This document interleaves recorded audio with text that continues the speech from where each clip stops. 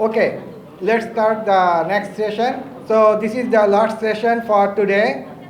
So now I would like to invite Professor Anan and Professor Aphirak from Kasetsart University, Thailand, to give their talk on how communication technology is shaping everyday life. Please welcome.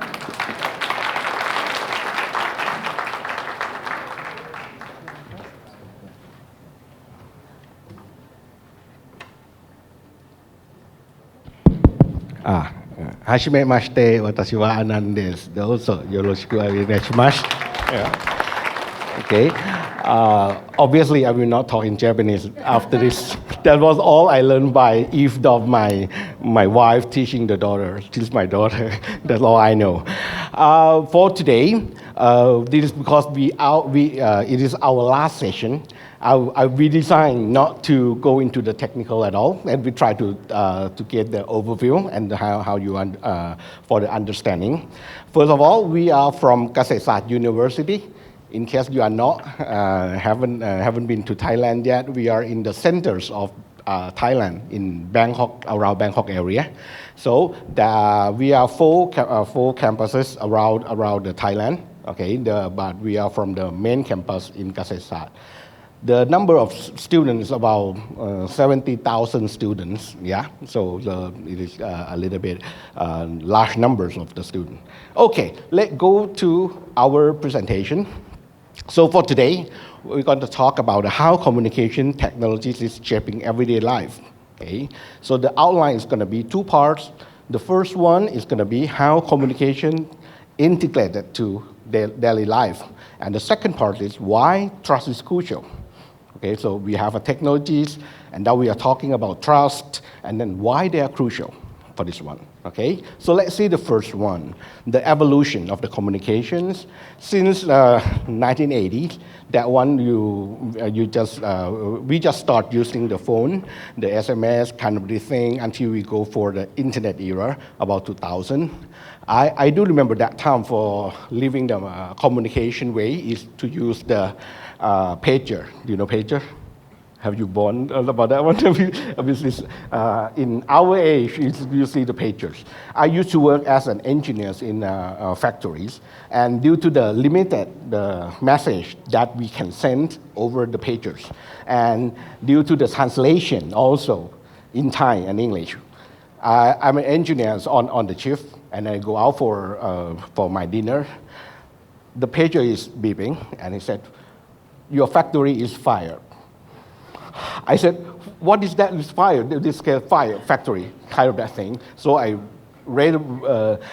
hurry up, driving back to the factories, and the problem is, and I found that there's no fire. Only the electricity is blackout, but they don't know how to translate, and they translate fire, right? So that is the miscommunication that happens because we have very limited words or letters that can put in the pagers. And also the translation of the human, of the operators who listen for the call and then try to page me. So this kind of thing can lead us to many misunderstanding about the communication. Okay, so in that era, it's going to be using kind of the internet, not very worldwide, but now it's changing the real world. So you have the Internet of Things. We will talk it a little bit later on. We have a massive of the IoT thing. Okay, we are now moving to a next generation for 6G. The G is mean generation, starting from 1, 2, 3, 4, 5. We are now about 5G. In some countries, they are implement 4G, and now starting using that one. Some area they might have a problem with the 4 and 5G, only run 3Gs like that. Okay, so from this one, we have seen the 5G in the daily life. So what kind of 5G affect us? So we are all of us, I believe, we play the social media. So anyone using Facebook? Okay, I see a few hands. You see that the same thing happened in Thailand. Very surprised. I said that who play the Facebook? Only the older people play the Facebook. That was the generation, the new generation tell me. Okay, so they said that no, Ajan, they call me Ajan like a sensei. Hey, sensei, no, we are not using Facebook. We're using TikTok. We're using other things, right? So they said that we think Facebook is okay for communication, but no, it's not for this era. We use the instant messaging, we use Line, but over here might use WhatsApp, something like that. So everything is transformed to be in line communication. Send everything, ask everything until we are losing our life. For example, on holiday, it's still line, it's still beeping, ding, ding, ding. It's all the words is coming like this one. So they are affect us a lot. However, this thing can happen because we have a very good internet access. We have a very good signal from 5G. So we used to have only a couple kilobits per second. If in my era, when I'm writing a program, I need to deal with the memory space of in kilobit. But now you are in more than 100 gigabit like that one. So it's just so scale. How we can handle this kind of very fast speed of communication, this one. One of the most important thing is the latency. When you do the video conferencing, you talk to your friends, families, if it's delayed, it's gonna be not a very good communication at all, or maybe sometimes you don't understand. However, if you have a very good latency, it's gonna be pretty much we are in face-to-face communication. And now, not only we can have the communication reaching us very close and very useful, we also have an AI drivenness. So I will not talk about what is AI because you already know, and I believe that you use every day now. Okay, for ChatGPT, for Bard, for anything, right? So this AI driven it. So they are making a conversation. They can make the schedule for us. So they integrate to everything now. AI is not assigned for computer science or engineering for doing, but it's for everyone who using AI. Okay, we see this kind of communications. We can see this kind of AI integrate together, and we see that many applications come out. For example, the smart city. I can say that e-health, the thing that you just show the tele-concert, something like that. Yeah, the same thing. Last couple years in Kasetsart, we do the telemedicine, and very, very exciting. They have one of the doctors, they are trying to do the eye surgeries, and then all the medical students on the other side in our university taking to watching the operations. And when they put the knife in and the blood is going out like this one, so we are kind of shocking that, we can learn like that. We can see it's almost real time for doing this kind of telemedicine happen here. We're gonna do a lot of things for the smart energy. Now we use a lot of solar cell. How can we connect them together? How can we share the power? How we can do the mobility for living, everything. You see the infrastructures that be based for all the things to be connected to each other. Like this one, a smart city here. So we used to have a base station to communicate to your mobile phone. But normally now it's not. It's gonna be each car, each vehicle gonna have the capability of talking to each other. So we call this one is a WANET, and it is not coming, it's just for many years now. So this kind of WANET, they can talk to each other, they can talk to the roadside unit, and then they can talk to the centers for prediction for the traffic. So this one, we can adjust more. This is not like we have the call centers try to distribute the traffic status, but all of us is the one who participate in the traffic status. For the home, we have a smart home.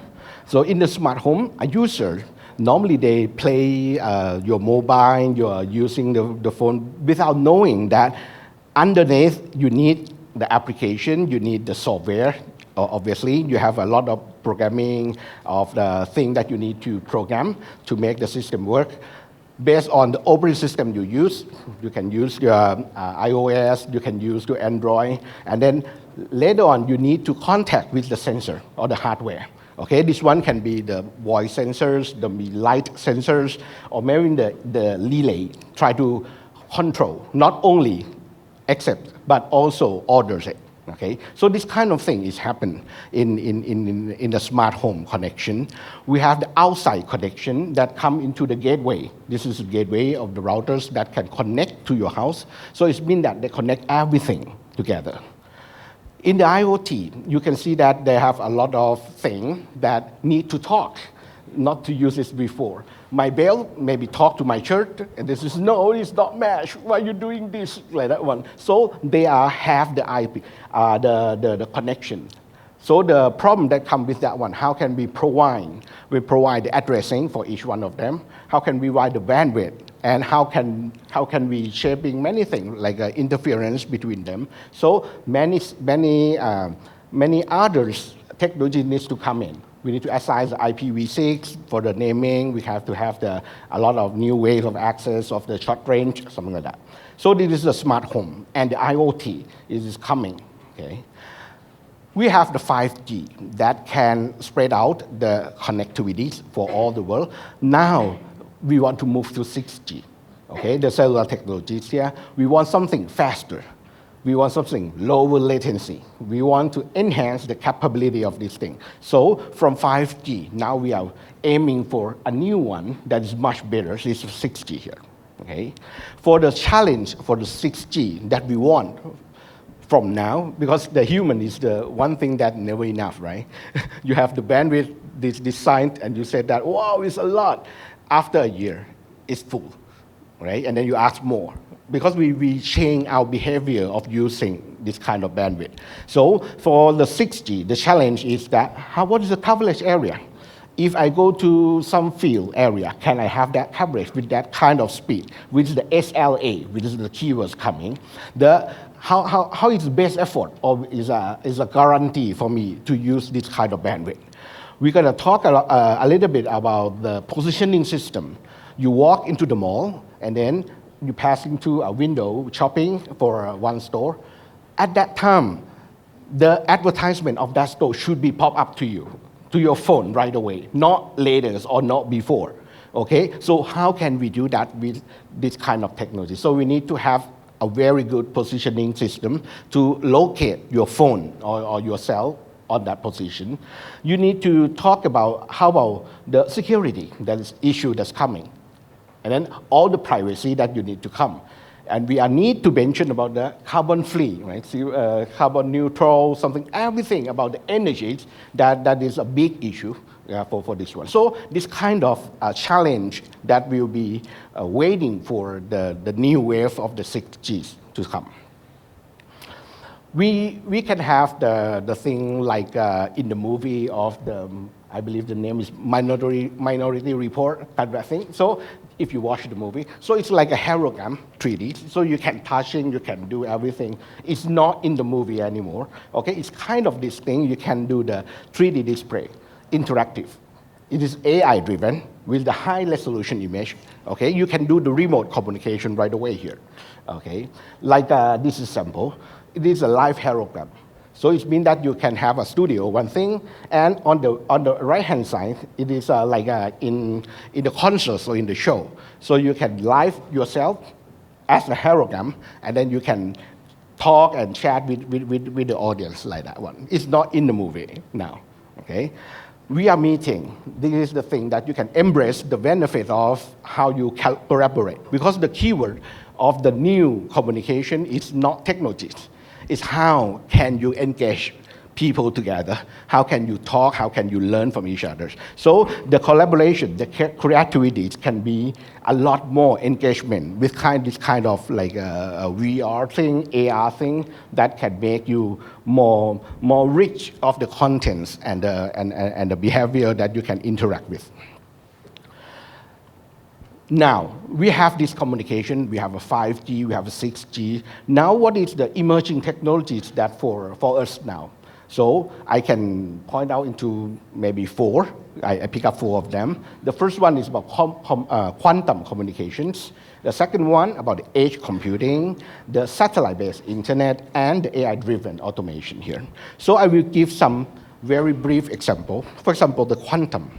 Everybody talking about the quantum. What is that? Okay, so if I try to summarize it very short, normally we know that one bit of data is going to be 0, or either one is going to be 1. But now in quantum, we can do both the same time, or maybe in between value here. So what does it mean? It means that, we can do many, many more with this kind of 1 bit here. Or another word that I can explain about the quantum things is that we have an area, let's say a football field. I want to search each square inch, this one. If I search by myself, I can take, maybe 3 days. But if I have 10 people searching at the same time, it's going to be shorter, maybe 1 day is finished. But in quantum computing, it looks like we have million people on every square meters, on every issue, and search at the same time. What does it mean? It means that application, or the thing that you run in 3 days, we used to have a parallel computing GPU thing. It can be run in less than 2 hours. But now it can be 3 seconds. Okay, this is quantum computing. Okay, so this is come real fast. And now it's not in the lab anymore. There are some of the experiment running as well.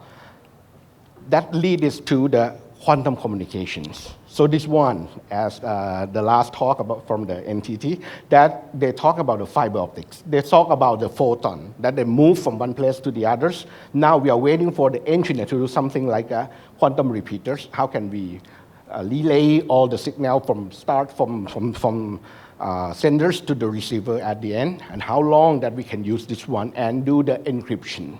That we will talk a little bit in the end, that about how safe or how can we detect this kind of intricity in the sending by using this quantum communication here. The second one that is need to be discussed in wide range is about the edge computing. Okay, every time, let's see, in this room, we might have a lot of sensors. Okay, we have sensors of the maybe the rain. We have the sensor of the temperatures.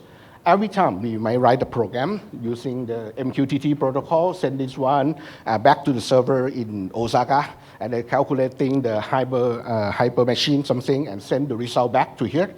However, the thing happened is the latency from here to Osaka and back, it takes too long. And also, if we calculate only from the sensor here into maybe in the next room gateway, if we do that one, if we shorten the way of the latency that we can respond to something. For example, the rain it's going to be rain, or it start raining, so we shut down the curtain, something like that. So we can do right away with the much faster way if we calculate locally. This is the word of the edge computing.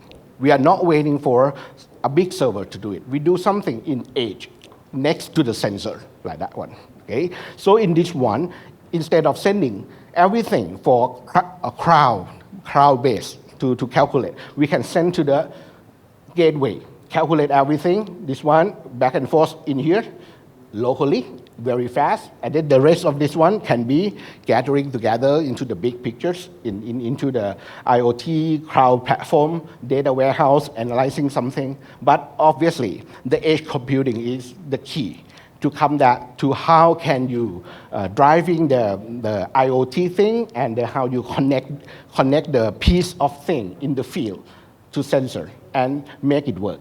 Okay, this edge computing. I give you an example. This is the edge computing that integrated with the AI. So in the U.S. Post Office, they are use this kind of thing for tracking the missing packet. See the numbers of the packet that passing to the system. It's about 7.3 billion packet per year, or about 200 something per second. So it's a lot. How can we do that one? So if we do the calculate on the big countries and then going to the centers, no, it's not on time. It cannot do it. So the thing that they do, they are deploying the AI on edge server. And on this edge server, about 195 sites, and this one serving for doing the detection of the OCR functionality, analyzing the pictures, whatever that they do, that to find the missing packet like that. So this kind of thing you cannot do with the cloud-based system. Okay, you need to do at the level of the edge. Okay. Another thing, the third thing, is about the satellite-based Internet of Things. So the satellite-based, it means that you have this one, you have this, okay, the satellite on top. So we have two satellites talking to each other. Okay, the satellite should be talking to each other here.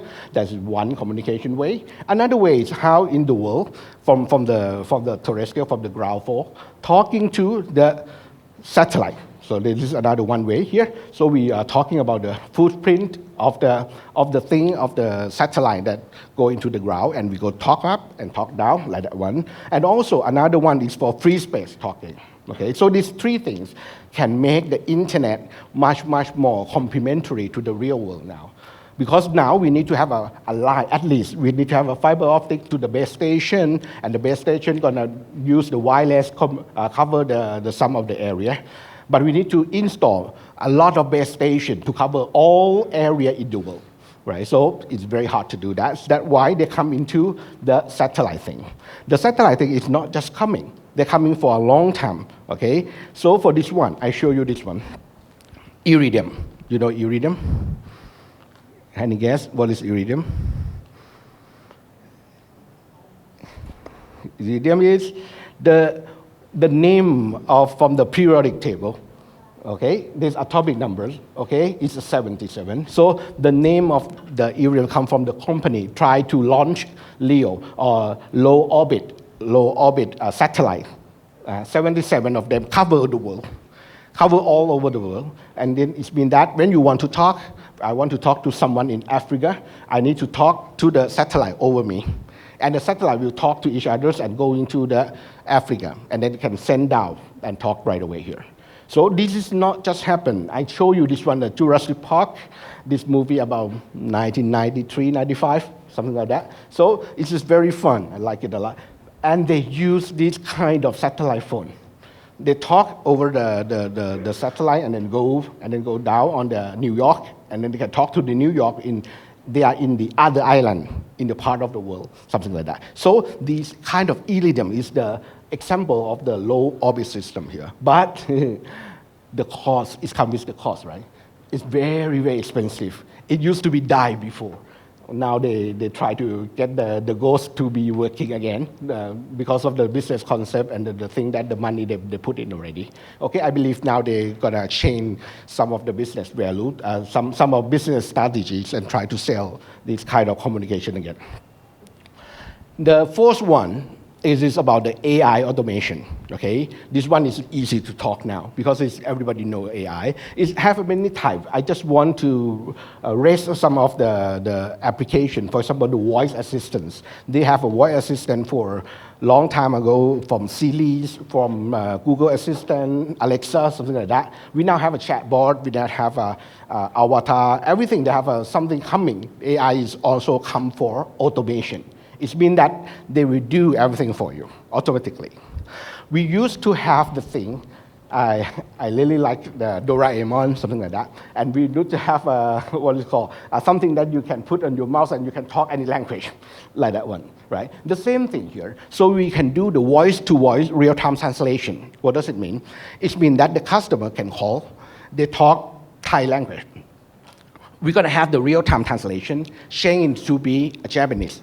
Once the human hear the Japanese, they answer in Japanese. And the Japanese, after that one, it's going to be translated back in Thai to the Thai customer right away. So what does it mean? You talk Thai, the customer talk Thai, you talk Japanese. It's seamless. That is the way to do the voice-to-voice real-time translation. Or another way around, if you don't want to have a human interfere with this one, Thai people call, they talk Thai, they change the real-time, change into the text-based, coming to the chat GPT, kind of that thing, find the answers, and try to convert this one from text to speech, and then speak out in Thai. So this one is also going to happen, voice to chat, like this one. So there's two ways that we can use this kind of AI to help, and then now it's going to be a real life. We can talk right away there, like that. A lot of people now using the summarize for the video and conference, because I also have a lot of meetings like this one. I used to wait for a week at least to my secretary to summarize everything and then give me the summaries. But now you can just click 1 or 2 clicks, and then you can get the summaries of the paper, summaries of the meeting. They can catch who is talking, this guy talking, what is the opinion of this guy, summarize each one. And then you can have all the meetings in details. You never miss anything, even though you are sleeping for a while, take a nap, something. Okay, so this kind of thing is happening now. Now, I want to move the thing to the trust. How is the trust? We know that the communication now is integrated now. Okay, now, how about the trust? It is crucial. Okay. Right. Okay, my name is Aphirak. I will talk about the trust in the services that we already use. But at first, I would like to show you. Anyone in this room don't use the social media? Do you know that your data might be already breached to the internet by the hackers? And maybe some data is the personal identification information, PII. And for the example of the data that can tell that is you is your full name, your phone number, your email address that you use, your username, and sometimes they know that where are you going in the last 2 months, because sometimes they have the geolocation, they have the track that where we like to go every day. Like every midnight I go to this restaurant, and after midnight I go home, something like that. That is very serious for security and your life. So this is the example of the news in BBC that LinkedIn, this room is used LinkedIn a lot because we use for finding job, right? LinkedIn is also leaking at 2021 for 700 million. That is including your email, your username, your gender that you already provide to the LinkedIn. Do you trust LinkedIn? Do you trust LinkedIn? Can he save your data? Can you secure store your data? And this secure store authorize to the person use your data? But I always, when they have caution that he will use your data for do job search, something like that, but I never read it. I always yes to that for use of data, right? This is the example of the first that I would like to show you that your data might be on the internet already, is the personal information, and also the Facebook. In the 2019, the Facebook is also leaked data for the user, 600 million user account, and if you investigate more, they said your password stored in the plain text. Do you know plain text? Plain text means if you answer it 1, 2, 3, 4, 5, 6, the Facebook will save in the database 1, 2, 3, 4, 5, 6. That means if you use the same database through every services, if it's leaking, and they know that you use the Instagram, IG, TikTok, no, never born that time. IG and the other services, they can use your data and they not the Facebook don't told the user that who is leaked. So it's very serious for the security. For this point, if you're looking at the biggest data breach ever, they have many companies that you are familiar with, like Yahoo, Facebook, but they have also the hotel data like Marriott. They leaked the 373 million data for the guests.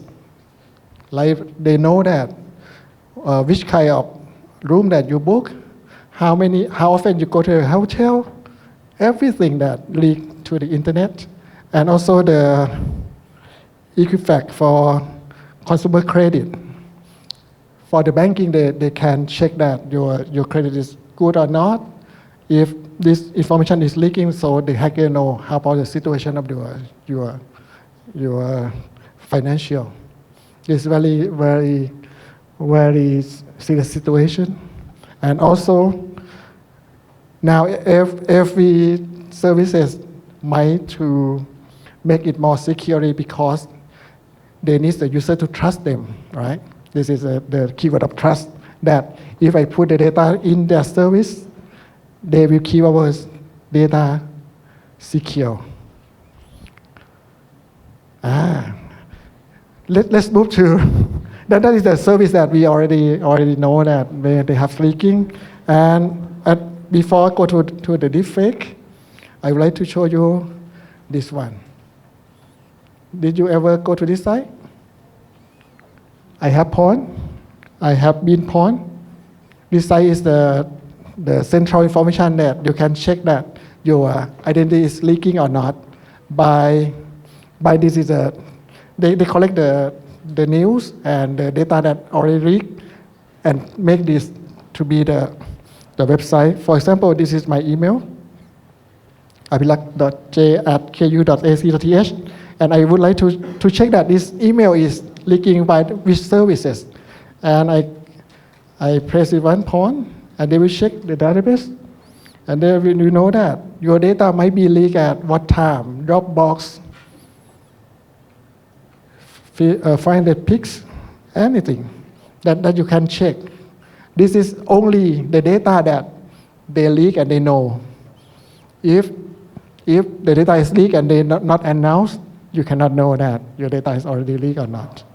This is very good for checking your identity, that is also leaked or not. For if you know what happened, if you know, you can check and you know the service is already leaked, you can change the password or something like that for protecting yourself. This is leaking information. And also the another kind of AI technology that can help the hacker or can help the person to make a real-time deepfake. You know deepfake? You can swap your face by putting another face. And you can, in Thailand, it's very famous by the hacker or the bad person. They will use this kind of technology deepfake, and then they call the victim and said he is a police from that station, and you have do something wrong, and you need to contact me and do some kind of like phishing, but in the real time like a deepfake. So now they can use the AI power for face mapping and real time rendering, and also motion capture your feeling and can translate the face in real time. If you use this, I will show you the video for this one. It's an original video, and you take a look at his face at the top. The top is the original picture, that video that is the master of the video, and then the lower is the face that shipped to be the girl, and they do it in real time.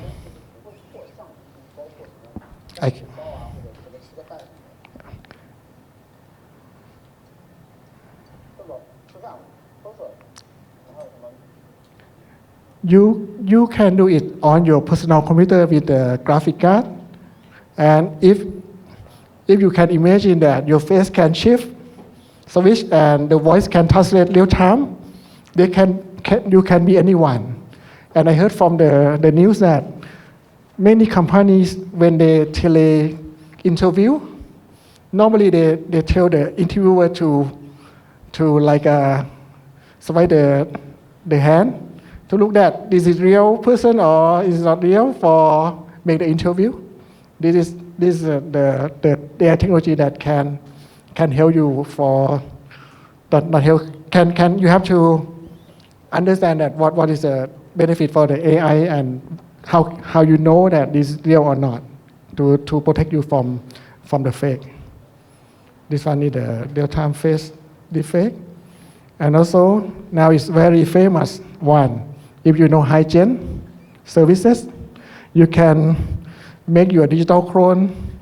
You can sell the product while you're sleeping because you have the AI clone to do the job for you. And at first you have to train the AI. What is your voice? What is your feeling? this is right or this is wrong for when you're speaking, and you can tell them by like a LLM, please sell this product, and they generate the script, and you put the script to the AI clone, and she will talk for you, and she will talk for you. I also have the video for show you here. This is the example of the video. Same exact use case, but I don't think it's there yet, but it is getting so close. I honestly, just all of this into a simple step-by-step guide. These days, how you show up online is the new handshake. It's the first impression you give to your podcast audience, your clients, your employees, your students. You give. You know, left or right is the real one. is not in the movie, is now real, and every company try to enable these services for some kind of the help desk or something that when you call and you like to human for interaction and respond in real time. That is in the real now. Come back to the privacy, because you see that you can give the data for the company and they train the model for you. And normally, if you use the Google or Facebook or any services, they also give you some kind of consent that you give the information, which information you can use, and they can tracking you. Always tracking, monitor you, what are you doing, what do you like, and where are you going every day. So in this picture, it's very go to that direction, that you see this person is no dress, and Google know what are you doing, what is your size, what is your face, or anything that they can do it. So now I would like to state that everyone should know that how you control this information, this your information, because you give all to the services, but you don't control it. And also the privacy and security. You know what's different? Privacy and security? Privacy is control your personal data, privacy your data. And security, the protection for unauthorized access. In this picture, you see the goldfish in the grass is transparent, you see? It's transparent, so the privacy is not good, but the webcam is protect that catfish, the goldfish. So it's a security. Security and privacy not need to come together. Sometimes you have the security and no privacy, like these pictures. That is the key. Okay, another one is I just a little bit for the quantum cryptography. They like to, like Professor Anan said, they like to send the data from, for example, from a Bob to at least to Bob. This quantum cryptography will enable that the receiver know that this light or the photon is changed. They can take the if dot in the center, in the middle of the transmission, and they will not accept that one. The key is that normally if we transmit the data between the router or the devices, there might be someone called man in the middle, right? They know that the data come here to the middle, and middle send to the other, and the end might not detect that what is changed. But in the quantum cryptography, the sender and the receiver might have some agreement or some protocol at first, and when they transmit the data, the receiver can detect that is that chain or not chain. So it can know by the receivers that they can think that this transmission is intercepted by the man in the middle or not. That makes it more secure. And also come back to, first we see the we see the data breach, and then we come to the privacy and security, and then they go to the quantum cryptography, and then come back to the law. The law, the example of this one is the GDPR. Anyone know the GDPR? What is GDPR? It's a General Data Protection Regulation for EU. This means that everyone that collect the data for EU citizen outside their country, they need to follow these rules. And this rule is focused on the user. This means that focus on the personal data that they collect.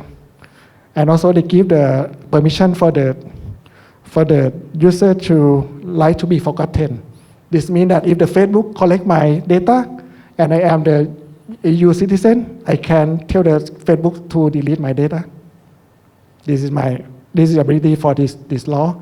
And also they have many laws in the US, and in Thailand we had the PDPA. This is law in Thailand, the same as the EU, but apply for the Thai people. That one.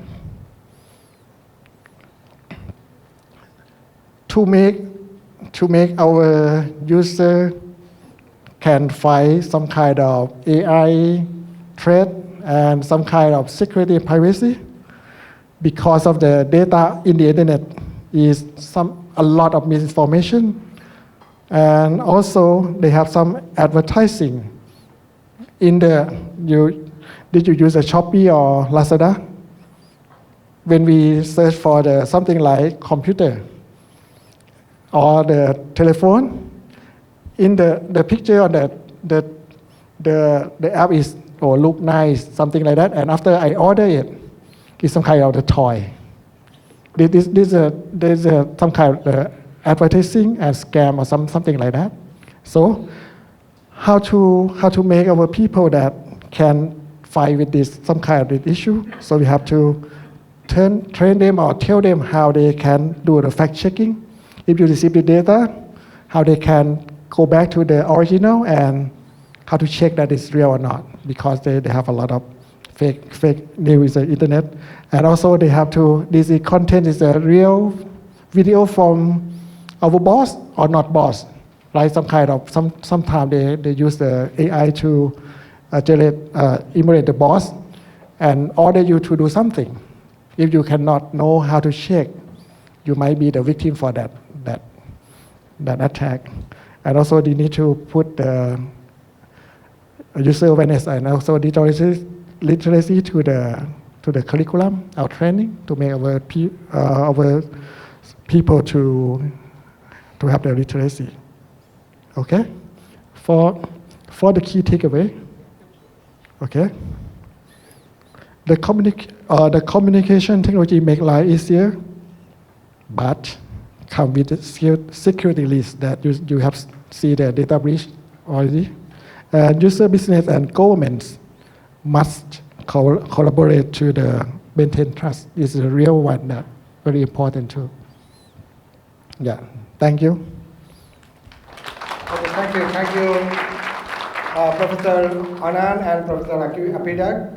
So I think many of you will have questions. So I want to open the floor for questions. So those who have questions, please raise your hand and come to the point. No. Okay. Yeah. We have one.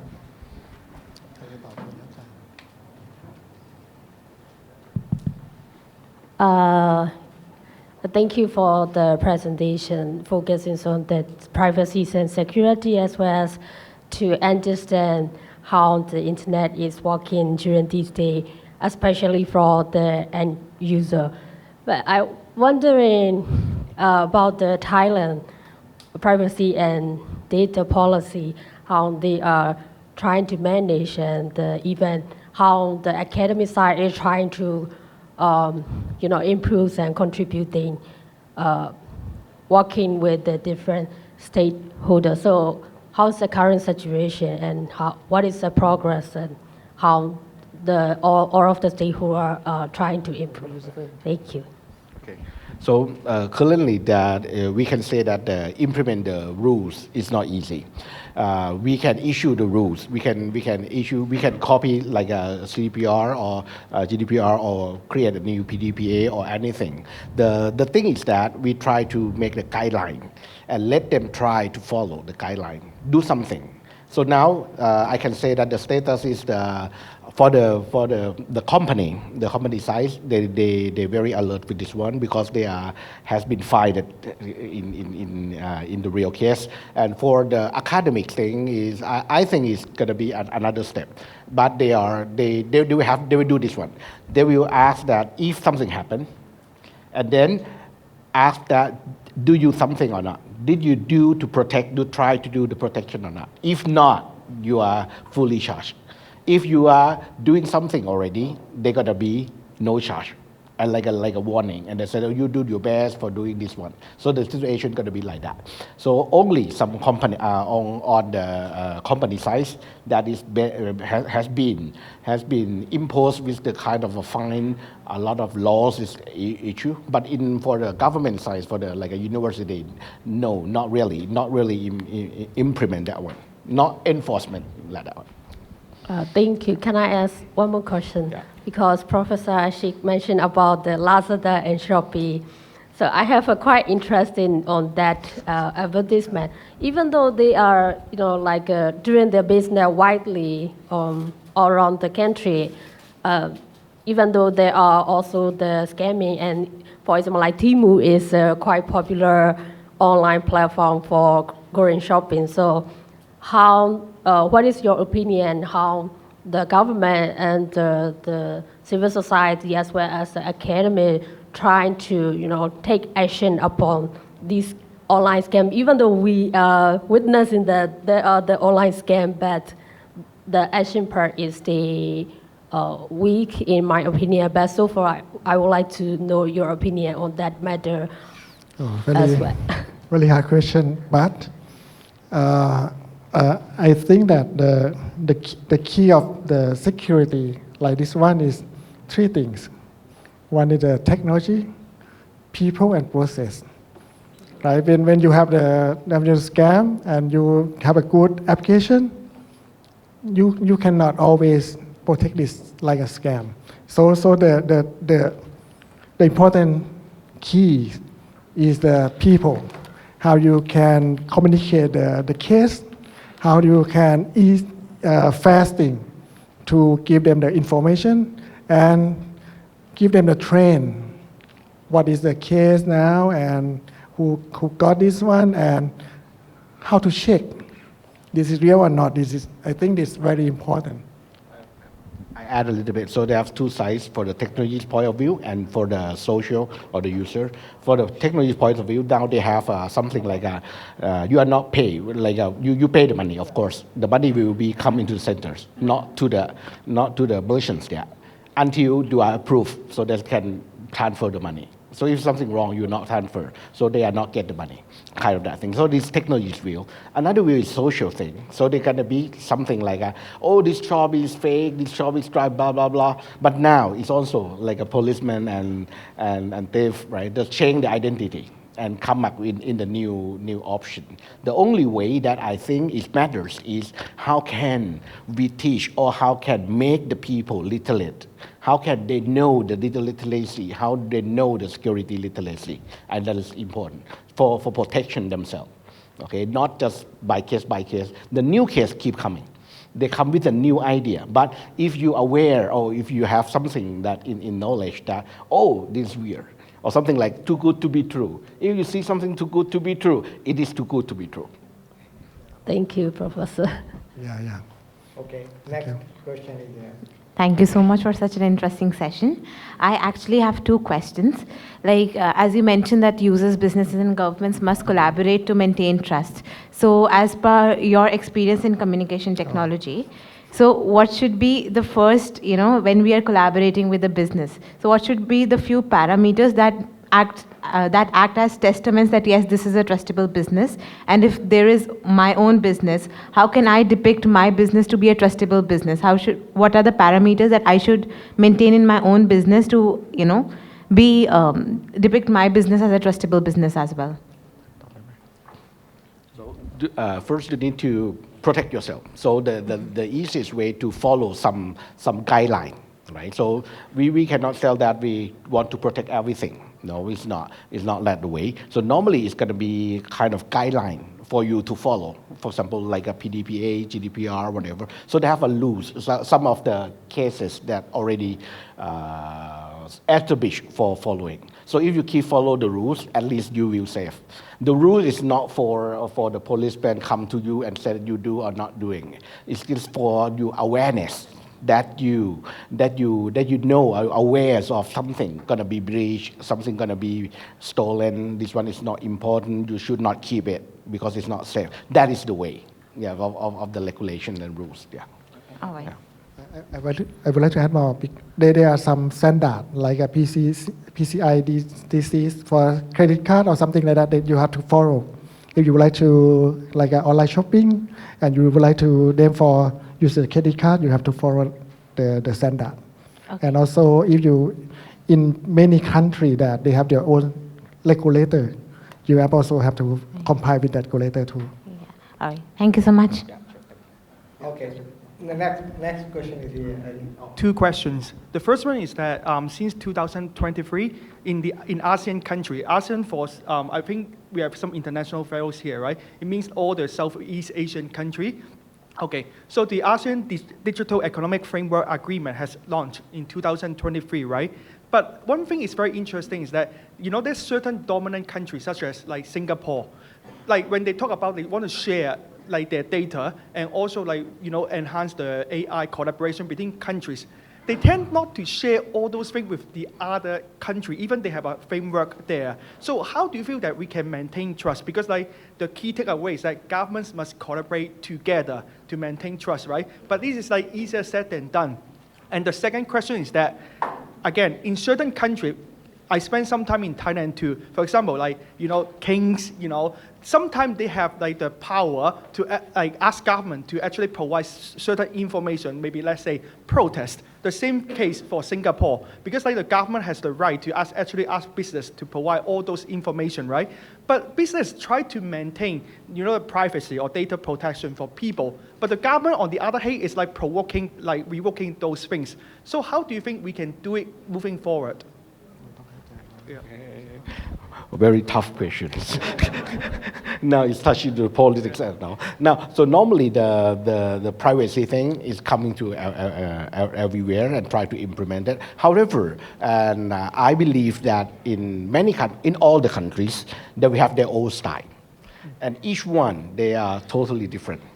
The way of thinking, the way of managing, the way of running the countries is not the same. So I think that one need to be leave room for kind of the thing that you never understand if you are outside the country. That's one thing. Normally there will be two sides always. There will be two sides that try to manage, try to protect, and try to use it, kind of that thing. So this is got to be balanced by itself, by the population or the people who try to use that one.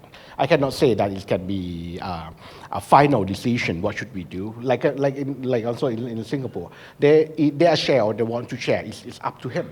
The same thing as the EU, the money they want. Why I want to go out from the EU? I don't want to use this money. It's up to him. Right? So everything is up to the countries to make a decision. So sometimes we need to respect that. And then if they want to join or not to join, trust or not to trust. But even more, after a while, if the majority of the countries, for example, the other countries, they are joined together and they come together this way, they will be strong. And at that point, they need to check it. So that's my answer. Just provide comment on that, right? Because what you say is true, but because those agreements are supposed to help country to strengthen their relation, and also AI, you always have to a regulated framework for each country to follow. But if some country they're not following it, there's no point for them to do anything. Because let's say I want to do some kind of illegal activity, let's say in Singapore, but I step outside and I go to Thailand, and then the Singapore government say we cannot do anything, right, about that. So that's why I think those frameworks sometimes is just they are doing it. They're not really doing anything. That's what I'm saying. Yeah, you're really true. So now, in Thailand, now we have just the case of the water of Thailand. they are possible. That is outside Thailand, and they are scamming Thailand. So what should we do? I want the same thing. So we need to go in and try to negotiate for this kind of other countries and try to get that one. So it's not easy. It's international affairs. And that one is a big issue. I cannot tell you also, but it's a big issue. You're touching something across the border. Okay, thank you. So, short question. Okay, thank you, Professor. From the presentation throughout the day, the alcohol keyword is trust. And I've seen how the society is going to be in the future, looking at 6G and other kind of Gs that will come. So my question is, how do we create an anchor trust? And who are the critical and the stakeholders within this anchor trust? Where people will trust AI, and at the same time, that anchor trust will not breach innovation. So that is what I'm worried about throughout the day. So can you suggest anything going forward? Normally the new technologies always make people fierce, right? So there's two groups. One is very fierce about this one, not using it all, and another one trying to push forward. And this one needs to be keep up pace together. So what does it mean? It means that we need to use it, and we need to aware it. Obviously, it's going to be dangerous on the way. I can ask you this one. If you think about the car, it caused a lot of accident. You want to use it or not? It's up to you, right? So it's this the same that we need to learn along the technologies, because otherwise we develop refuse every new technologies, and they said that it's too dangerous. It's going to be have a hole, it has to be a data breach or everything, and we're not using it at all. It's not going to be like that. It's going to be move with it and then try to fix it and move on. I believe we should be that way. One last thing. Now we don't have any streamlined AI policy.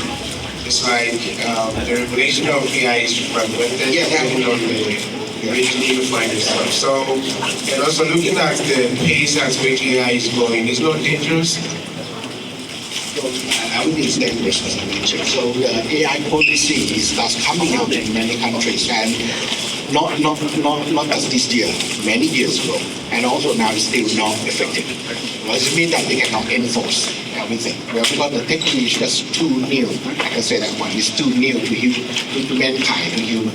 So we are not even understand the real thing, right? And then that's why we embrace them. So we need to take two shares, right? The useful of them and also the risk that use them. Yeah, I can say that. Thank you. Okay, the last question, make it short. Okay.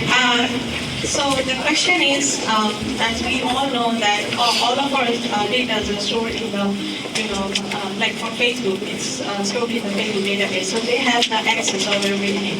So happens many times that there are like different crimes happens, and the data was taken by the employees themselves. Okay, so they don't, maybe they have the rules and regulation inside their own companies, but they don't follow it. Do you think that those giant tech companies, they should have a strict policy so that employees do not play around with the data, use the data? Or what's your solution for that, or your proposal for that? I want to know your perspective. In short, we cannot do anything about that. Okay. What does it mean? What does it mean? You impose many policy. Human is human. Then we find a way to try to do that. The only way is that you need to implement the new technologies. For example, you encrypt everything. Even that you are the workers in the company, you cannot reach it, or you cannot touch the data, or you touch it, you cannot understand. The kind of details is step. So this you need to have some technologies for helping. So if you do a policy, it's just for govern the data. But to do the real thing, you need to do the other things. For example, encryption or something to make the data secure. Okay, yeah, thank you.